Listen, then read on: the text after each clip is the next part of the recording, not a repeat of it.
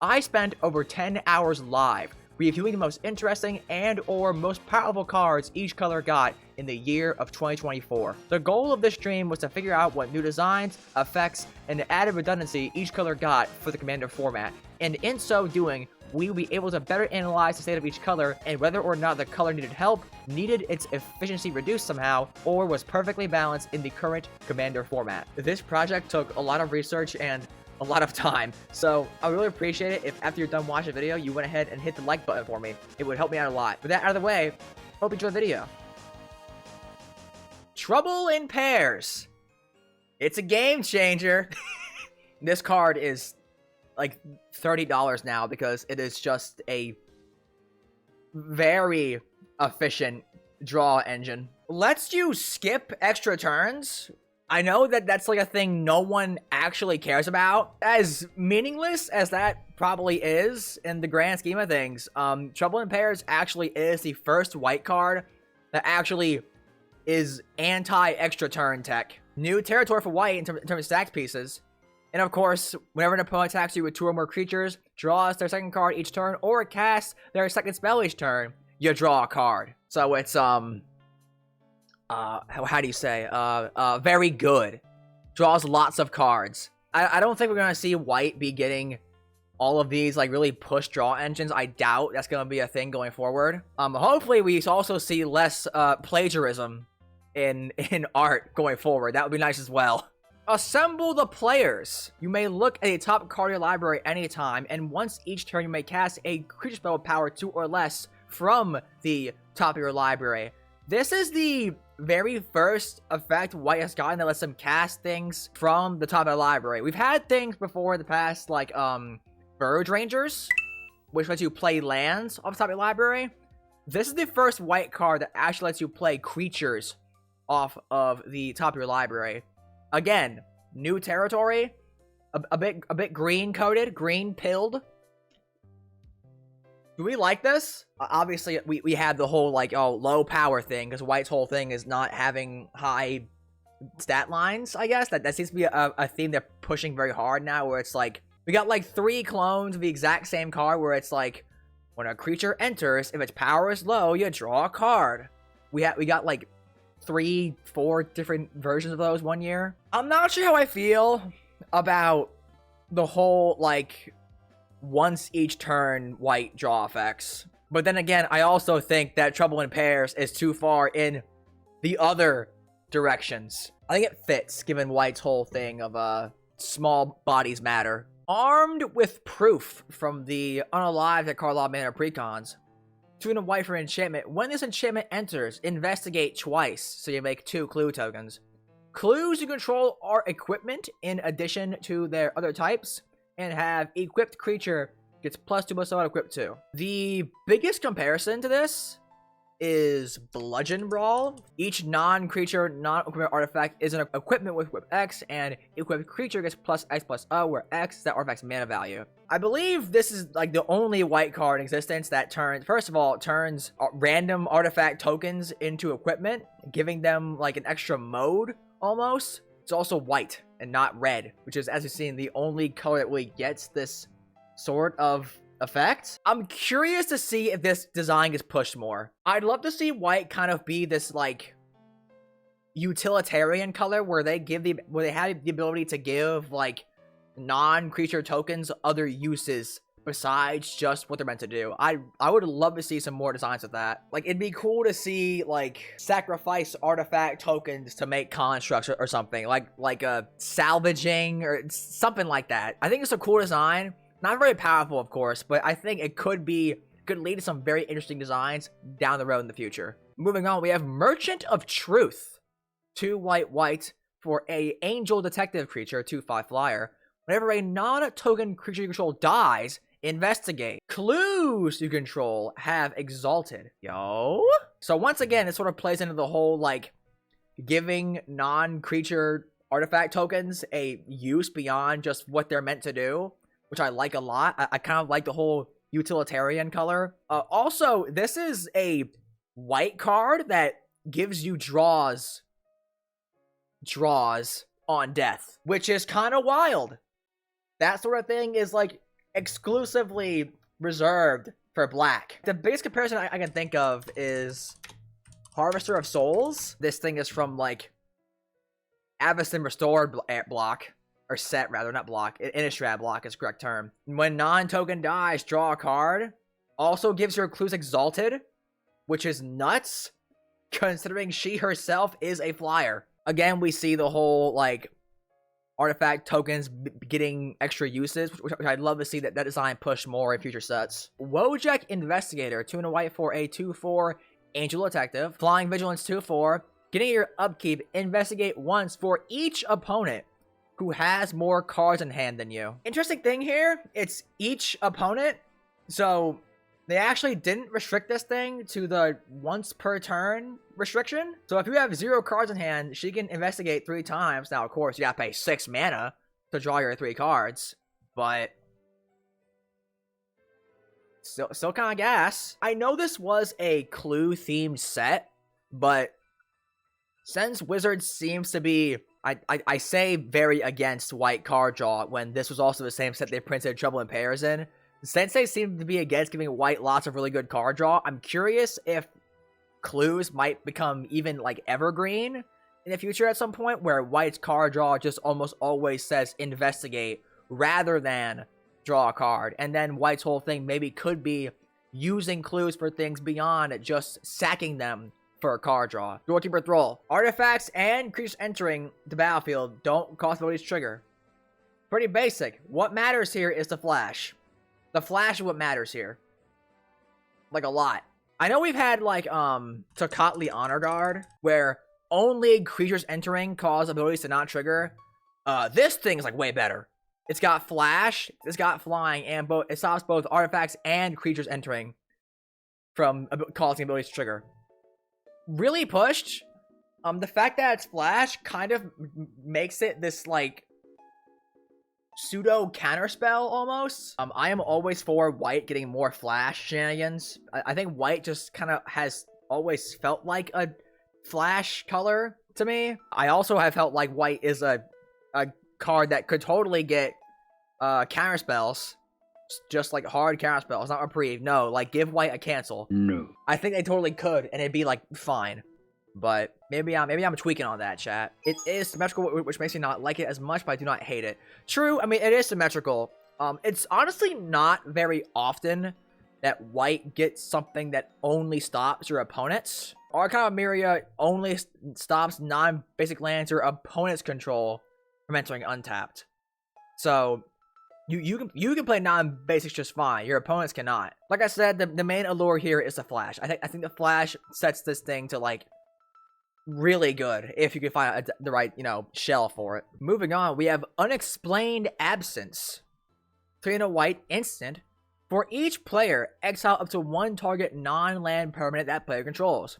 For each permanent exile this way, its controller cloaks the top card of their library. 4 mana instant, exile 3 things. Windgrace's Judgment.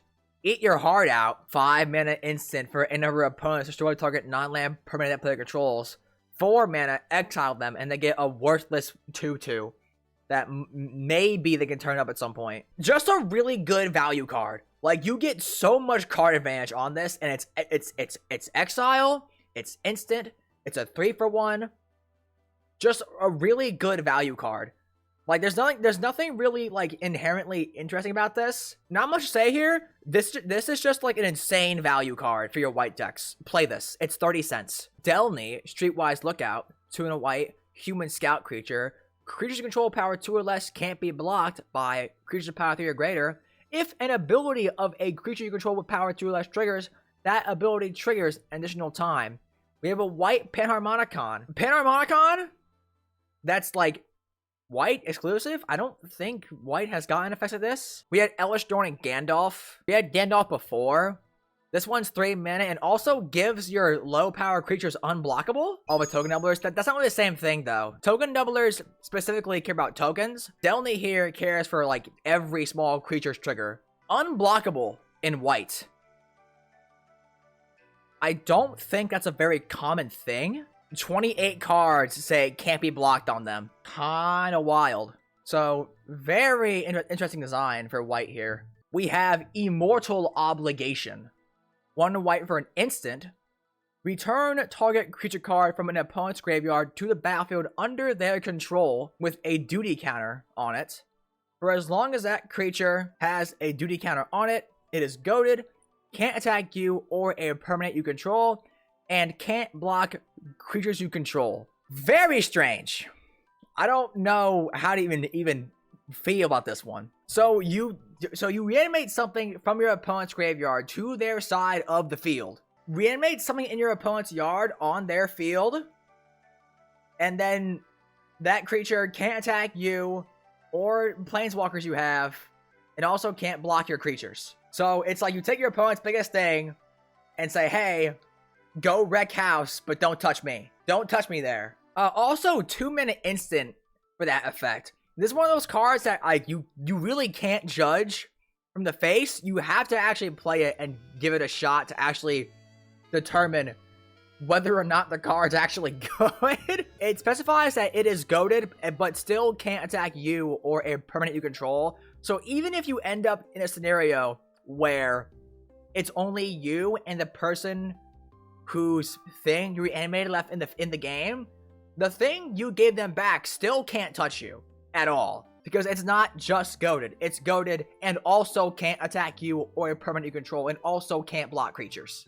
I played this card in the past here to Precon it came in. It's been useful like 3 times. Would you say it's been like a dead card most of the time? There is rarely a thing that is both big enough to matter and useless enough to its owner that you want to play it. Yeah, I'm not sure. Again, not inherently powerful. I mean, it's a 2-minute instant reanimation spell, but not for you, for your opponent. Really weird card. Kind of cool. Not inherently powerful, but I think it's a very interesting design space that they might explore more in the future. Moving on to Fallout here. With our 1 white card, Overencumbered. Not a curse, even though it really should be. 1 white for an aura enchantment. Enchant opponent. When this aura enters, enchanted opponent creates a clue token, a food token, and a junk token. At the beginning of combat on enchanted opponent's turn, that player may pay 1 for each artifact they control. If they don't, creatures can't attack this combat. So what's relevant about this card is that this is a stacks piece that actually scales with how big your opponent's board is, which is something that I don't think we've ever seen before. The more artifact tokens your opponent has, the harder it is for them to pay the 1 mana to attack you. I would love to see more of this. Like, I would love to see stacks pieces that actually become more stacksy the bigger your opponent's boards are. That'd be really cool to see. Not only is it a super cool design, I also think it would be a way to make stacks pieces like more acceptable in the general public, because look, all right, oh my god, you played Sphere of Resistance. I'm gonna attack you until you die now because you made my spells cost 1 more. How dare you? If you play a stacks piece that does nothing to people who are behind, but affects the people with big boards a lot more, yo, WotC, hire me. Hire me as a designer, bro. Dude, that's so cool, though. That's a really cool design. And it makes sense because white is supposed to be the color of order, of balance, right? Everyone has to be equal. I really hope we see more designs like this in the future, bro. That's our 1 Fallout card that was noteworthy. Moving on to Outlaws of Thunder Junction for our white here. We have Angelic Sellsword, 4 and a white. Flying Vigilance 4/4 Angel. Wow. Sarah Angel, hello. Whenever Angelic Sellsword or another non-token creature enters the battlefield under your control, create a 1/1 red mercenary token with tap. Target creature is +1/+0. Whenever Angelic Sellsword attacks, if its power is 6 or greater, draw a card. There's not a lot of cards that give your non-tokens friends, if I recall correctly. Cool design. Gives your white creatures friends. I'd also like to bring up Angel of Indemnity. 5 and a white flying lifelink. When Angel of Indemnity enters battlefield, return target permanent card mana value 4 or less from your graveyard to the battlefield. White has gotten cards that let you reanimate permanents before, but granted, to be fair, that's also usually with mana value 3 or less, not 4. So it is a new design space, strictly due to the fact that it's like one tier higher, one echelon higher in mana value. Also has Encore, which is always based to see on my cards. We have Aven Interrupter, 1 white for a 2/2 flash flying bird rogue. When Aven Interrupter enters the battlefield, exile target spell. It becomes plotted, meaning its owner may cast it as a sorcery on a later turn without paying its mana cost. Spells your opponents cast from graveyards or from exile cost 2 more to cast. Pseudo counterspell, where it's like counterspell but not quite, and of course is also just a sax piece for casting from anywhere other than your hand. Notable effect, notable effect.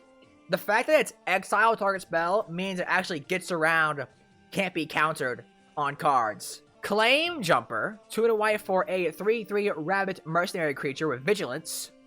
When this creature enters, if an opponent controls more lands than you, you may search your library for a plains card and put it onto the battlefield. Then, if an opponent still controls more lands than you, repeat this process once.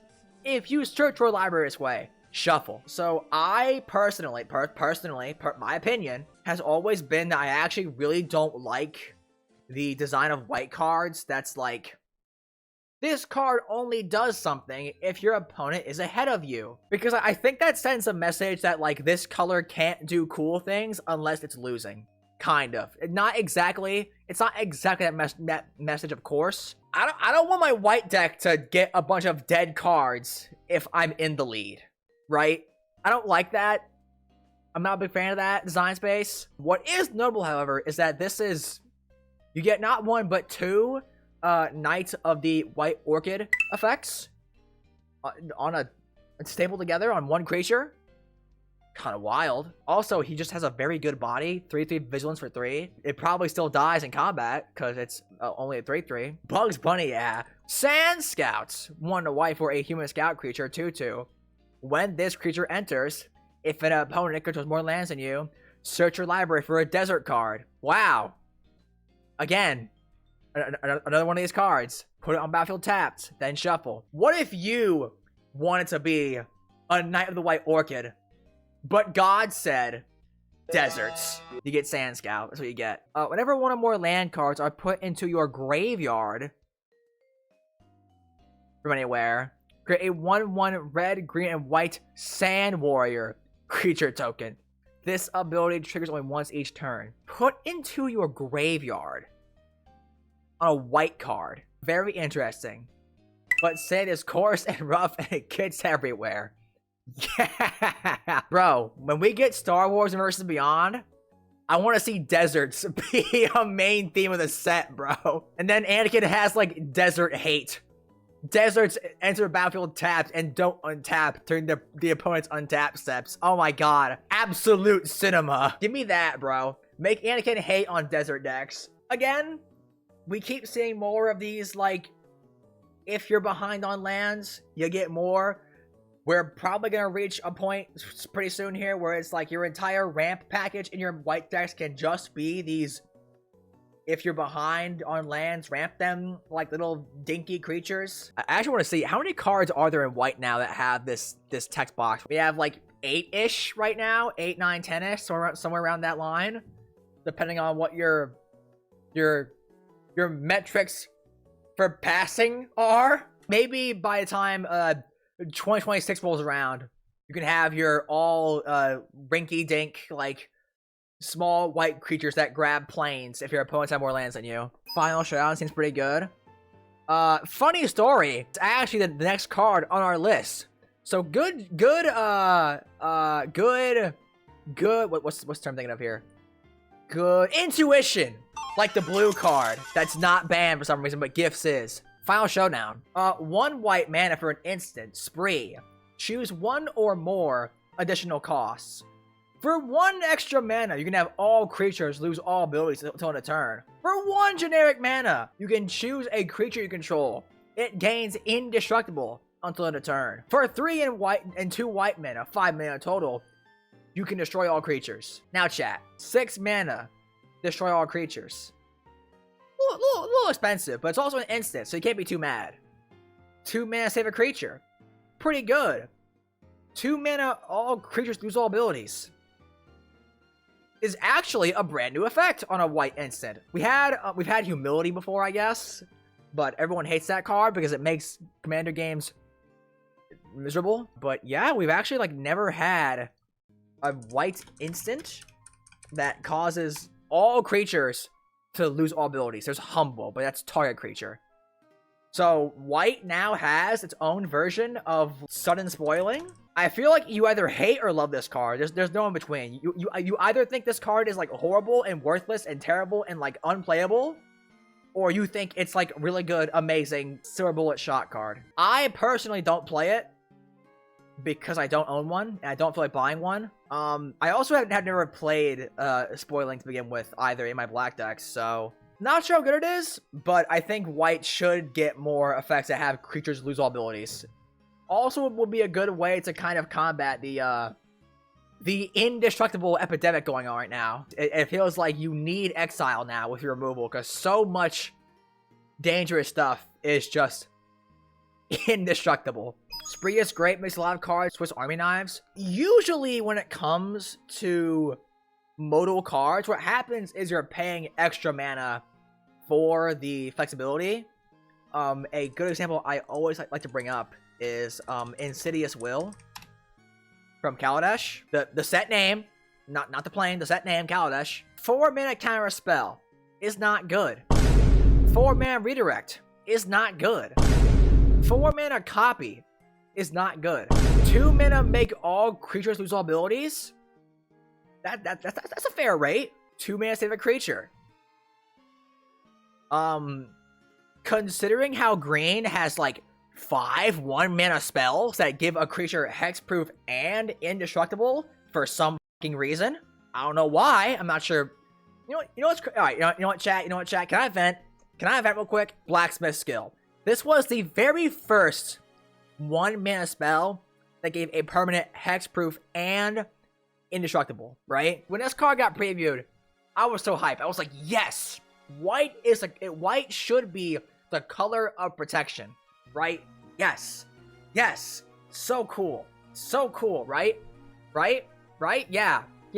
And then green comes in, and they, for some reason, I cannot fathom why they did this, but they gave green like 5 copies of Blacksmith skill. Why? 3. Okay, it's 3.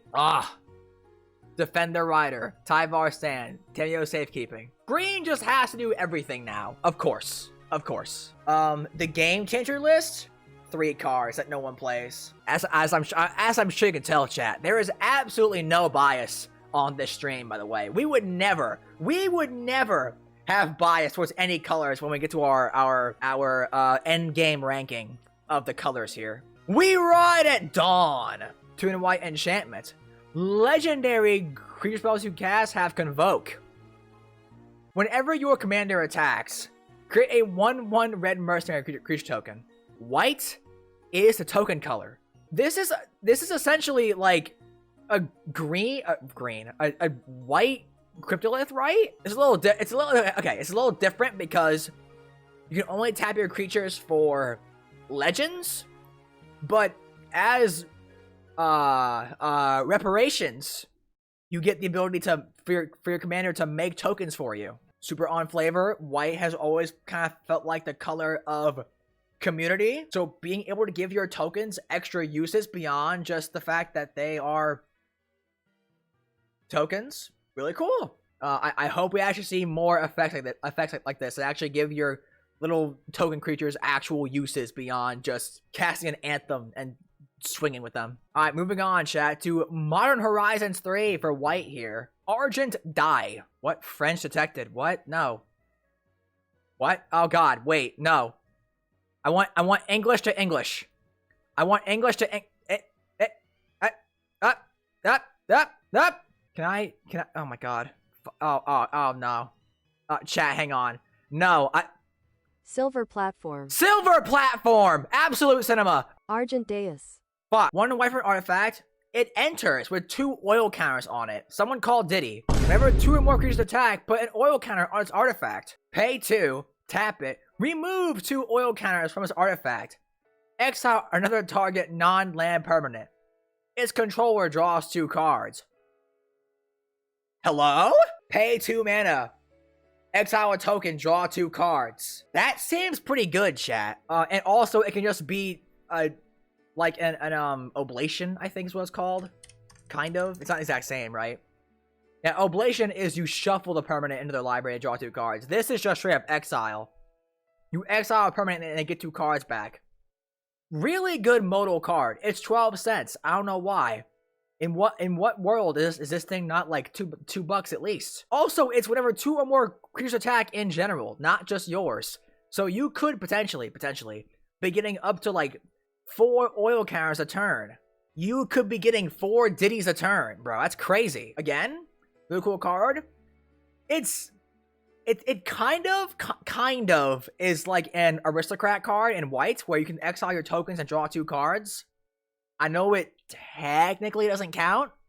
It's kind of a bend in that way because I would say you're not supposed to use it that way, but I'm pretty sure I've seen a clip of Gavin himself saying like, this card is cool because you can target your own tokens with it and draw cards that way. Just a really good card.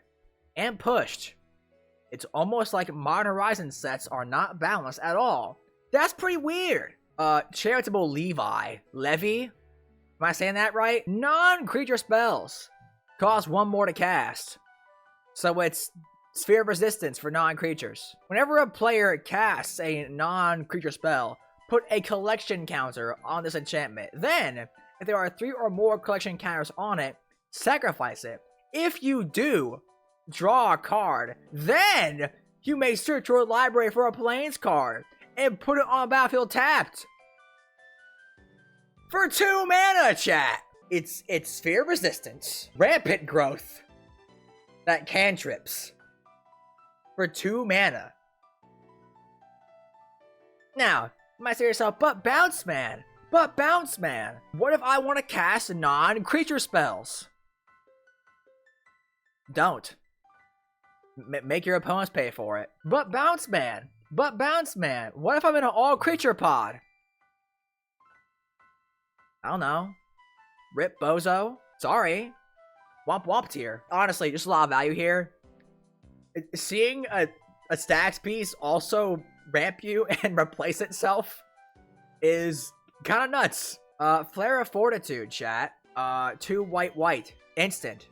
You may sacrifice a non-token white creature rather than pay this spell's mana cost.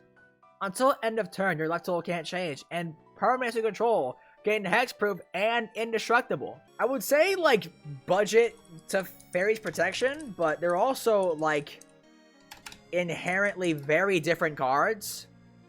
The biggest difference being that, you know, Teferi's is not free. That's the big difference here. You can sacrifice 1 non-token, give your whole board hexproof and indestructible, and also your life can't change. I will say white seems to have been getting actually a lot more better board protection spells, which I think they needed for a long time, because green once again had Heroic Intervention, Jolted Awake, 1 white mana sorcery. Choose up to 1 target artifact or creature card in your graveyard. You get 2 energy. Then, you may pay an amount of energy equal to that card's mana value. If you do, return it from your graveyard to the battlefield. 1 mana reanimation for artifacts. We've had, I think, we just got, like 2 years ago, we got, Helping Hand, which is just Unearth for whites. It comes in tapped, which makes it slightly worse. Jolted Awake gets back artifacts as well. Also, the fact that it is a energy scaling card means that you can actually potentially get back higher costed things than white would usually be allowed to do at the cost of energy. So, find out how to insert an energy package into your deck, and you got a really good... You might have yourself a white reanimate, chat. I ain't gonna lie. Just kind of pushing the boundaries of what white is allowed to actually reanimate from the graveyard. That's all. Metastatic Evangel. 1 white for a 3/1 Phyrexian human cleric creature. Whenever another non-token creature you control enters, proliferate. Obviously, brand new design. We have never seen anything like this. The closest example I want to say is like Inexorable Tide. Whenever you cast a spell proliferate, that's 5 mana, do nothing on an enchantment. This is 2 mana on a creature. Whenever a non-token enters, in general, proliferate. Very good card. A great, like, engine for, like, counters in general. Just a good card. Just a good card. And also, once again, as with every Horizon set, to be honest, at this point, let's be real. Pushing the boundaries of what counters, how strong an engine you can get for counters in general. Imagine being born and your parents name you Pearl Ear. I'd be so pissed, bro. I'd be so pissed. Pearl Ear, 1 white for a legendary Fox Advisor creature, 3/4 lifelink. Enchantment spells you cast have affinity for auras. Whenever you cast an aura spell that targets a modified permanent you control, draw a card. Equipment, auras, and counters are modifications. I believe the only white aura enchantress we've had before is Core Spirit Dancer, not Spirit Dancer. No, I'm so sorry. Whenever you cast an aura spell in general, you may draw a card. Pearl Ear is you cast an aura spell that targets a modified permanent control, the said modification likely being another aura. And also, she ramps you for your auras as well with the affinity. I don't think there's almost anything that gives affinity in general, to be honest. Tezzeret gives creature and planeswalker spells you cast affinity for artifacts. And then Microsynth Golem gives affinity for artifacts. So Pearl Ear, I think, is like the first ever enchantment-based affinity effect, which is kind of nuts, right, chat? Silverquill Lecturer, 4 and a white, 3/3 core wizard. Creature spells you control have demonstrate, meaning, whenever you cast a creature spell, you may copy it. If you do, choose an opponent to also copy it. Each copy becomes a token. I don't think white has, like, ever gotten something that lets them copy spells in general, dude. Like, I'm like 99% sure that's just not a thing white gets. Right? Am I tweaking? First of all, no one plays this. Probably because it's too slow. God forbid we play cool cards that are a little slow in Commander nowadays. How dare we? What's the strategy? I don't know. Do you need one? It's a 5-mana spell that says you copy all your creatures. I mean, your opponent gets one too, which is like, I'm not sure how big of a downside that is. I guess to be fair, I wouldn't really want to give my opponent a giant fat angel. You got me there. Is it powerful? Yes and no, because, you know, I don't want to give my opponents busted angel creatures. But you get 2, chat. And also, again, like, white doesn't get the ability to copy spells at all. There's Thurid, Mare of Destiny. Oh, God forbid. Wow. What a great card. I can copy my Pegasus, Unicorns, and Horse spells. Oh! Absolute cinema. Card's nuts, bro. But, like, also not really, because I don't want to give my opponents free creatures. I don't know. Just a really cool card. I don't think it entails anything. I don't think we're going to see... Again, this is the first white card ever that lets you copy spells in general. So, we'll see if that gets used anymore in the future. Might not. I don't know. We have White Orchid Phantom. 2 white mana for a 2/2 flying first strike Spirit Knight creature. When White Orchid Phantom enters the battlefield, destroy up to 1 target non-basic land. Its controller goes and gets a land and puts it in battlefield tapped. Just so we're clear, chat, you can't play this in bracket 3. It's unlimited land destruction. Or actually, no. You can, right? Because it's mass land denial that they specify, right? No mass land denial. Oh, no, you can't. So, okay, so you can play White Orchid Phantom in, brackets, 1, 2, and 3. Okay, never mind. Funny little stipulation, chat. This card does not say destroy up to 1 land if you do. It just says destroy and then search for a land card. So what you can do, chat, is you can run a dark steel citadel to target it with your white orchid phantom and blink it over and over and over again to go and ramp more and more basic lands. Absolute cinema. Wrath of the Skies. X white sorcery. You get X energy counters. Then you may pay any amount of energy. Destroy each artifact, creature, and enchantment with mana value less than or equal to the amount of energy paid this way. Wrath of the Skies can be like a 2 mana Achroma's Vengeance. You can also pay X mana to gain energy as well if you need extra, which is good. It's not you're not stuck with like, oh, this is a 2 mana do nothing because I have no mana to spend. It can also just be like 4 mana, blow up all small artifacts, creatures, and enchantments, which is like not bad at all. Would you play a culling ritual that didn't gain you mana, chat? Would you play that? I would play that. Let's go! Let's go! Moving on to Assassin's Creed here for white. Nothing. Moving on to Bloomburrow here in white. We have Dawn's Truce. 1 white for an instant. Gift a card. You may promise an opponent a gift as you cast this spell. If you do, they draw a card before other effects. Instant. You and permanency control gain hexproof until end of turn. If the gift was promised, permanency control also gain indestructible until end of turn. What if you wanted heroic intervention, but God said, gift a card? Dawn's Truce is so clutch. A lot of people think it's like heroic intervention, but it gives you the player hexproof. That is true. If you oh god, what's a good example here? If somebody casts a cruel ultimatum targeting you, you get a nice and powerful 2 mana counter spell for your cruel ultimatums. If someone in your pod is running cruel ultimatum in 2025, mad respect to them. But yeah, 2 mana intervention that also gives your face hexproof.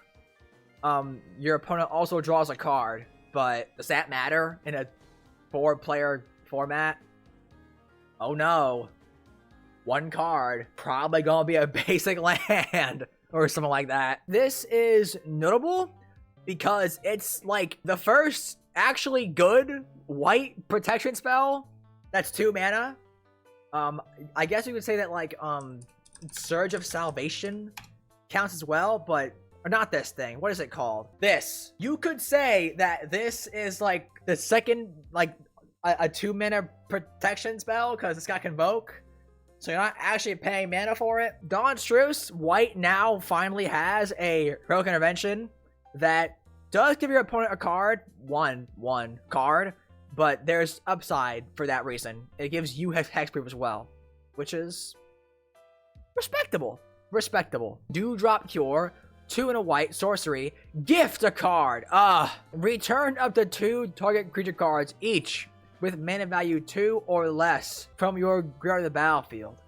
If the gift was promised, instead return up to 3 target creature cards each with mana value 2 or less from your graveyard to the battlefield. Luris, eat your heart out? Like, hello?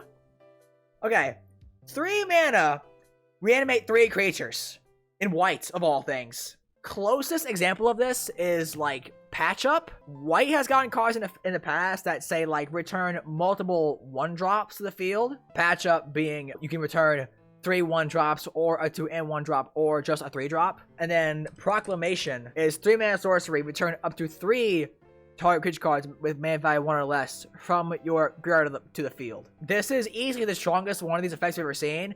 3 mana, return 3 2-drops. Actually wild.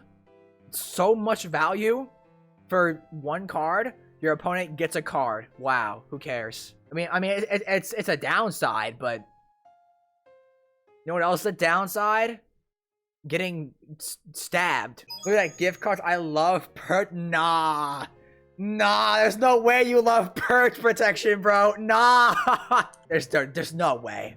There's no way you like this card. There's no way. You like this? Gift an extra turn.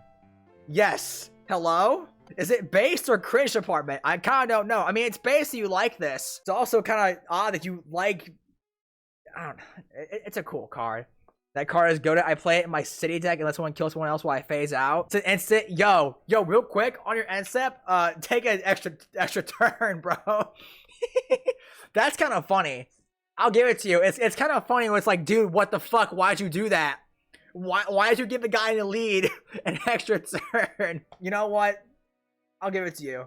What is it? You make 4 birds, and all your permanents phase out. Okay, so it's Safari's Pro, but you get 4 birds, but you also gift an extra turn. I fuck with it. You've convinced me, chat. You convinced me. This card's actually cool. We have Jackdaw Savior, 2 and a white, flying bird cleric, 3/1. Whenever this creature or another creature with flying dies, return another target creature card with lesser mana value from your graveyard to the battlefield. Again, white reanimation.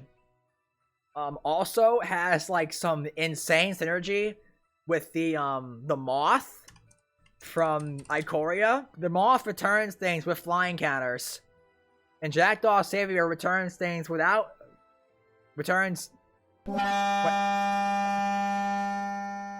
When a creature with flying dies, you return another creature card with lesser mana value from your graveyard to the battlefield. So when they die, as a Luminous Broodmoth reincarnation, you get to like bring them back or bring something else back without the flying counter. So you get this weird like looping creature search going on. Is it good? Probably somehow, but I'm not sure how you're gonna figure it out, because if you're running Jackdaw Savior, you're probably already in a flying deck. So why would you be playing Broodmoth in the first place? Yeah, never mind. Actually, this card's terrible. Don't play this. Parting Gust. 2 white mana instant. Gift a tapped fish. Absolute cinema. Exile target non-token creature. If the gift was not promised, return that creature to the battlefield under its owner's control with a +1/+1 counter on it at the beginning of the next end step. It can be protection or removal in the same card for only 2 mana at instant. Just a really strong modal card that honestly I have seen no one running. But that might be because I just don't really see a lot of white in general nowadays. Starfall Invocation. 3 white. Gift a card. Destroy all creatures. If the gift was promised, return a creature card put into your graveyard this way to the battlefield under your control. But most people probably look at this and think to themselves, oh, it's a 5 mana Wrath of God that saves my best creature. That's pretty good. But what everyone ignores is that the creature dies and then comes back. This thing lets you get a death trigger and an ETB trigger on a 5 mana Wrath that also saves your best creature for only 1 more mana than Wrath of God. The value is insane. For 1 more mana, you save your best creature and get any death or ETB effects that card gives, which is a first for a white card. Honestly, I think the ability to like farm death triggers in general is really rare. The only one I can think of is Rescue from the Underworld. Super weird black card. You sacrifice a creature, and then the creature you sacrifice gets returned on a later turn. So you can get a death trigger without actually losing the creature for good. It's a very odd effect that honestly doesn't really appear that much, unless you count something like Nightmare Shepherd, where it's like when a creature dies, you make token copies of it. This might count as well. But yeah, generally, white card, you don't really see the ability to farm death triggers attached to board wipes. So, cool design, and also a new design for white. Moving on to Duskborn here with our 3 cards. Dazzling Theater and Prop Room. This is the weird, like, double-face enchantments. It's rooms. You can cast one side, and then whenever you want, at a sorcery speed, cast... You unlock the other side. In this case, we have Dazzling Theater, which gives your creature spells Convoke. As we said, I love that in white. We have Prop Room, which is the worst half of Seaborn Muse. You untap each creature during each other player's tap step. I'm a big fan of them giving more white cards the ability to give your creatures Convoke. This is huge. White is the token color So white getting these spells that just allow you to give all your stuff convoke is like actually really strong and also very fitting for white in general. So now we're beginning to see white get like it's almost like Cryptolith, right? As I mentioned earlier, where it's like white is getting the ability to give its creatures the ability to produce mana. Really cool. I guess it's also like a 7 mana Seedborn Muse kind of if you cast both sides, but it's also 2 separate payments of 4 and 3, so it's not super comparable. White getting the ability to give your stuff convoke. Really on flavor. I think it fits white as a color. Just generally a thing that I think white deserves to have more of. This is the second time we've seen a white card give spells convoke. The first one was from Junction, where it was, we ride at dawn. We got split up. 3 mana sorcery, choose one. Destroy all tapped creatures, or destroy all untapped creatures. I'm pretty sure this is the first white card that's ever had a wrath effect that's based on creatures being tapped or untapped. Not sure how it's a asymmetrical wrath, but you have to play into it. Like, you have to cast this on your turn, and your opponents have to have had attacked the turn before, or on their turn before, rather. Or you have to have the full swing, and then cast this, and choose untapped creatures. Wand of Ward Soul is also a white man rock thing you have spoken folk. True, but it's only 1 spell per turn. Also attached to a 3 mana rock. And you know how people are like, oh, 3 mana bad! 3 mana bad, no! So there is that as well, right? Go with the Azorius nonsense from Wildspell Drain. Oh yeah, all of like the freeze sub-theme, right? Yeah. With Hilda. Yeah, Hilda. Ugh. Also, like, 3 mana Wrath. The closest thing white has to their own version of Toxic Deluge, I believe. Does white have any other 3 mana Wraths? Oh wait, no, there's Vanquish the Horde. Wow. We just 2 mana blow up everything. On Skibbity. Final Dustborn card. Not a lot here. Dustborn didn't really give white a ton compared to other sets. Enduring Innocence. What if you wanted to be a welcoming vampire, but Valgavoth said sheep? 1 white for an enchantment creature, Sheep Glimmer lifelink. Whenever 1 or more other creatures you control with power 2 or less enter, draw a card. And it's got the snoozer text. Oh, it's got the snoozer text, chat. But wait, there's more. When Enduring Innocence dies, if it was a creature, return it to the battlefield under its owner's control. It's an enchantment. It's not a creature. We got Power Crept Welcoming Vampire before GTA 6. I can't believe this. So for 1 extra white mana, you get the fact that it has to die twice as opposed to once. That's kind of it. That's all I have to say about this one. I don't like that it only triggers once each turn, but if you have 10 cards that say this triggers once each turn, you'll probably draw 2 of them somehow. Right? Yeah. And moving on to our final set of the year of 2024 for white, chat. We have Foundations. Celestial Armor. 2 in a white. Artifact Equipment. Flash. When this equipment enters, attach it to target creature you control. So you get a free equip cost the first time. I like that. That creature gains hexproof and indestructible until end of turn. And the equipped creature gets +2/+0 and has flying. Equipment that is also protection. I think we also had Mithril Plate. Mithril Coat, sorry. But that's only legendary creatures. It's not any creature. So for the same mana cost, it's got to add white to the mix. You can attach to any creature. It gains hexproof and indestructible. But you don't gain the protection permanently. It's only for 1 turn. But it also gives a power boost and flying. Zendikar Rising gave us Maul of the Skyclaves, which was, I believe this is the first time we ever saw a equipment just come in and automatically attach to a creature. It gave you a free first equip activation, which was relevant. This card also did work in standard, believe it or not, because just simply due to the fact that it was free. but no flash, sadly. Yes, that was a downside. White is a equipment color. It is the equipment color, arguably. And now you get to run this as first of all, just a generally good, like, stat bonus. That's also protection. And also has flash. So you can cast it on your opponent's turns. And hold up mana. Crystal Barricade.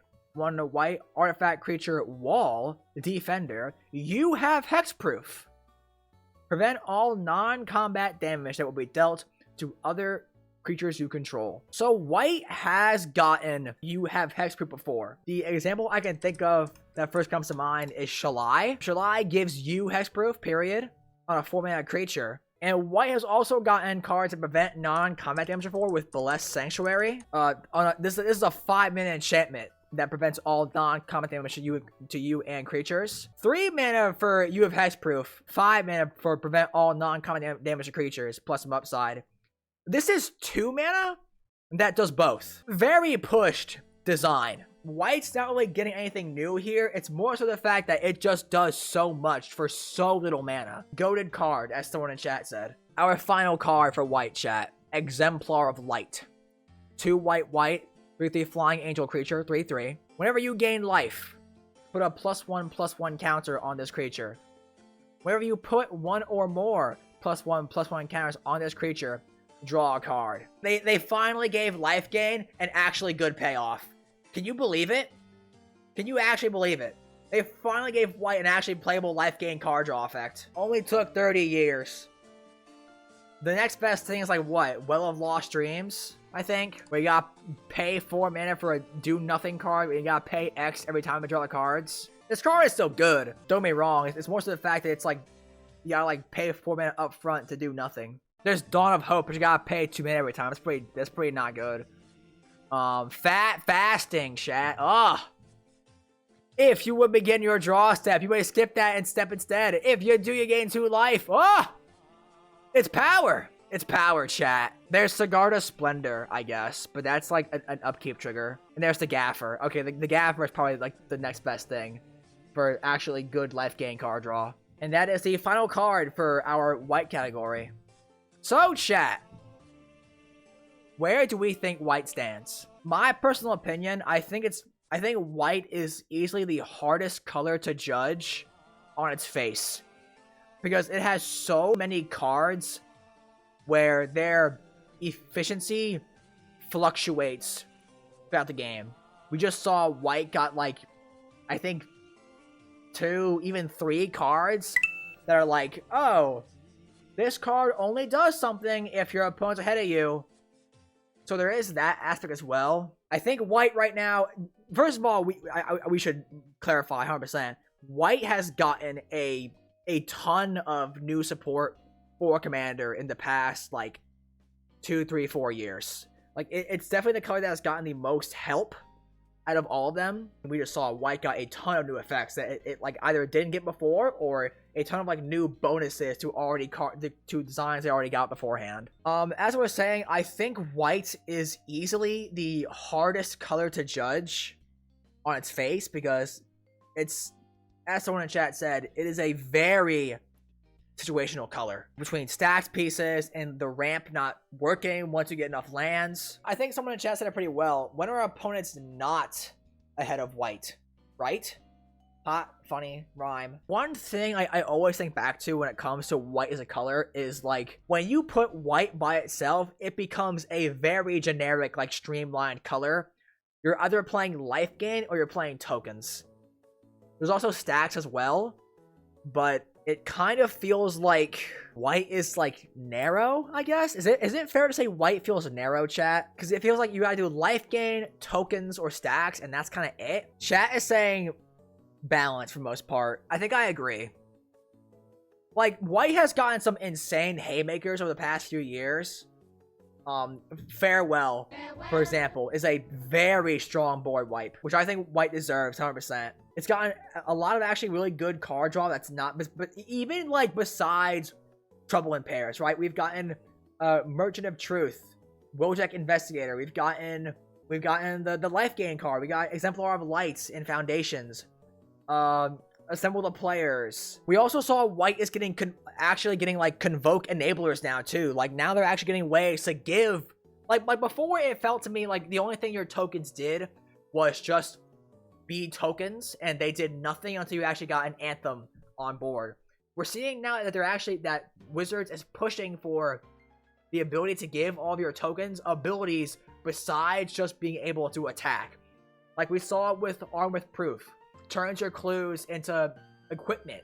We saw with Merchant of Truth, gives your clues exalted. We saw not one but two cards that give your creatures in white convoke. So they actually turn into ways to produce mana for you. It's so hard to tell. It's so hard to tell if white's ramp is like terrible or really good. Because again, white can ramp a crap ton of lands, but that's only if there's a green player at the pod who is a green fiend casting 10 rampant growths a turn. So being able to have these cards that ramp you that are based on your, your go wide decks, give your tokens convoke. That's a big deal. That's a big deal. I think I'm kind of agree with chat here, honestly. I think I agree white right now is a perfectly balanced color. It doesn't feel too weak. It's gotten a lot of support in the past 4 years. It can do a lot of cool stuff it couldn't do before. It's gotten a lot of like good utility pieces while also getting new designs that perfectly fit the color, I think. The majority has said balanced. I think I agree. White right now is a balanced color. I agree. Don't worry. White was the exciting one. Everything else basically didn't change. We'll see. We'll see.